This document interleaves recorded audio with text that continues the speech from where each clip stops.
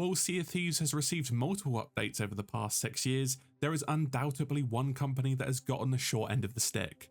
No, it's not the Sea Dogs, they're dead and buried, being a relic of the past. I'm of course talking about the Hunter's Call. You should have gotten that from the thumbnail, for once. The Hunter's Call was added in the anniversary update. What has the pedigree of being a part of the best update in Sea of Thieves history, its legacy has not stood the same test of time as other features, or even features added well after the anniversary update. I'll be honest with you, I often forget the Hunter's Call exists. Partially because they're not present on the outpost at all, but they just don't have a lot going for them. Well, amongst rumours and various leaks, the Hunter's Call is way overdue an overhaul. Back when the Hunter's Call arrived in the anniversary update, it was actually one of the biggest requests for Rare to implement. Imagine having this beautiful oceanscape filled with these exquisite fish and not being able to fish them up. In Rare's defense, they also went a step further. Many people aren't aware, but the Hunter's Call largely was intertwined with the expansion of the health system, food, and cooking. See, when Sea of Thieves came out in 2018, the only food items were bananas. These would give you 40 health back upon eating them.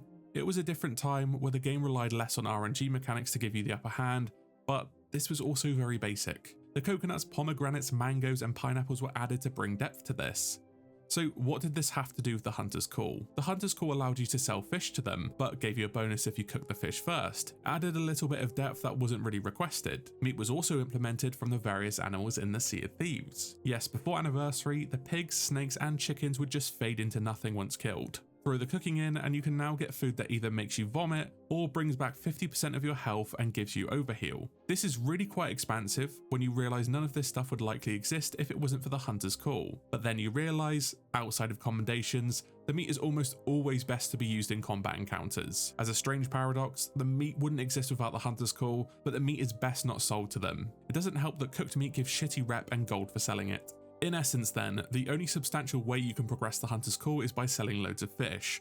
Or even better, just sell all your mermaid gems to them. The fishing in this game is a somewhat fun little minigame to piss off your crewmates when you need to adjust the sails. But the heavy focus on RNG makes it more of a slog. Rather than finding the right conditions to catch your desired fish, you're still at the mercy of the game agreeing to give you a specific fish. In some cases, this can be really fun, but considering the number of fish you need to sell to complete your commendations, it's probably the second most tedious grind in the game. Number 1 is still Hourglass, but that's another video. Another failing of the Hunter's Call is the lack of substantial updates, and this is the crux of the video. It's been left out of all major company updates in the past 5 years. Ships of Fortune added emissary flags, and the Hunter's Call was completely glossed over. I mean, the Sea Dogs did too, but they did get several little bits of support over the years, like the one when they were axed. In fairness, the fishing gameplay does not combine well with the risk versus reward in Sea of Thieves, so at the moment emissary flags don't really make sense. They were even ignored in Season 11. No new voyages were given, no new levels to progress, and no new cosmetics to unlock.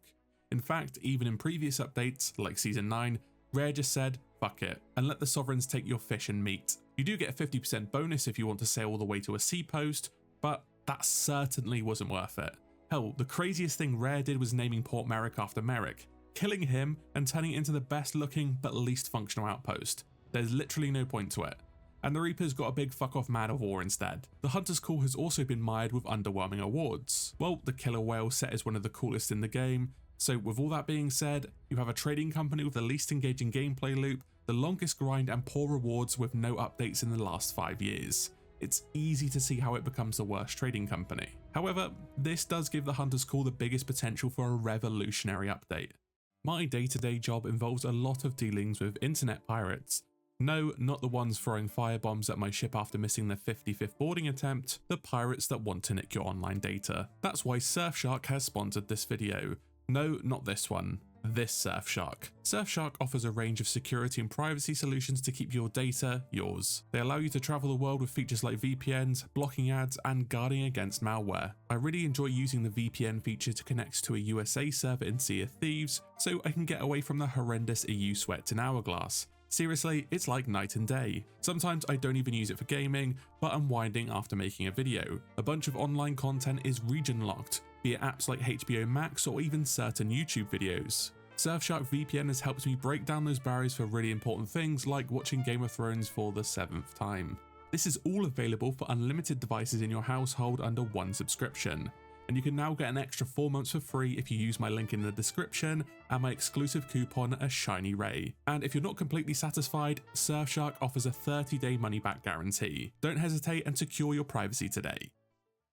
I would love to see an expansion to the fishing mechanics in general. Smaller, more common fish should be quicker to fish up, with trophy or rare fish being harder and more aggressive to pull out of the water. The mechanic feels entirely random, and the ruby splashtail should be an easy catch compared to the mighty twilight stormfish. There's a missed opportunity to add animals that are aggressive, like the sharks, on land. The snakes do spit venom at you, but there should be other threats. There should be small rocks that attack you from the air and boars that charge you on the ground. They would be tougher and more aggressive than their cousins, but award more gold for cooking and selling the meat.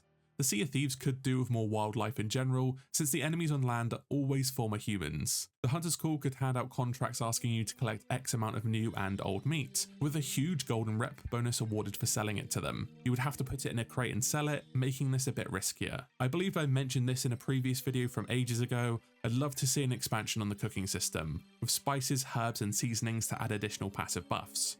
For instance, salt could be sold to the merchants or could be used to make salted meat to increase the time you can hold your breath, or Devil's Raw spices that give you temporary fire resistance. Nothing crazy like increased health or damage, but small bonuses to deal with environmental hazards.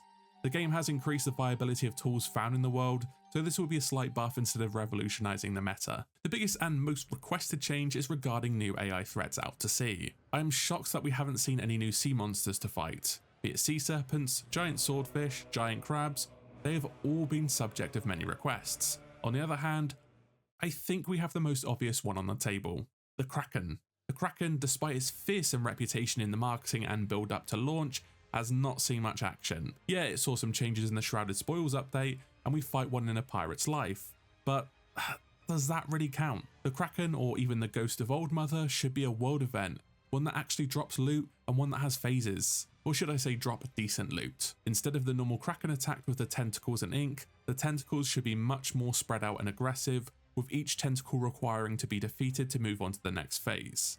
The next phase has players attack the Kraken's head that spits ink, bites and grabs the ship, similar to the one in the Sunken Pearl fight, but more aggressive and in the middle of the sea. Loots dropped would be new valuable Hunter's Call loot, like the Kraken's beak, eye and ink sac. Lots of Kraken meat and loot the Kraken has claimed from countless vessels sunk in its wake. She's such an integral part of Sea of Thieves and deserves some more love. While I would prefer new threats, the Kraken deserves a fresh coat of paint. Not that I would say no to a giant stormfish. It's even on the fucking ship for Christ's sakes. Obviously, something to take advantage of the new voyage system in Season 11 would be great. Lots of people have asked for the fishing voyages to return, and I agree. It would be nice to see voyages that send you to certain areas or islands, and that has an increased chance of spawning a certain kind of fish, or increases trophy fish. Shark hunts would be awesome too, not meg hunts by the way, but you have to head to an area of the map that's shark infested, with them dropping lots of meat. The twist is, this would lead you to a shipwreck or underwater location with a bunch of sunken loot and a guaranteed Horn of Fair Winds, since that thing is non-existent at this point. Chuck in 2 shark reskins like a hammerhead and tiger shark with different aggression levels and health, and it would be a nice little refresh. I can't imagine this would be too much work. As I said prior, the rewards for the Hunter's Call are underwhelming. Rings and distinctions would be the first port of call, as would an emissary system with these changes. But I would love to see recolors of the Hungering One figurehead for the Crested Queen, Shadowmoor and the Ancient Terror. I know these are legend commendations, but it would call back to where the Hunter's Call began. Double peg legs and hooks would be hilarious, giving us a nod back to good old Merrick, and would fulfill a long time request for fans. All the peg legs are already made, they would just need flipping. The Killer Whale set needs completing too, with clothes, equipment and weapons, since we have very few good green sets in the game. And don't forget the captaincy set. And who wouldn't want a fish curse? Unfortunately, there are 2 curses which would have been perfect in the Shrouded Ghost and the Ruby Splashtail costumes. Hell, if these came out this year, they would have been curses in the Emporium. Instead, a barnacle curse suits it to a T, similar to Bootstrap Bill from Pirates of the Caribbean. The Sunken Curse was kind of like this, but imagine pale skin, barnacles and a drowned look. I'm sure this is something people have wanted for a while. The Hunter's Call has such a massive potential and is way overdue some love. If we'll see it in 2025 is anyone's guess, but I hope we get something at some point.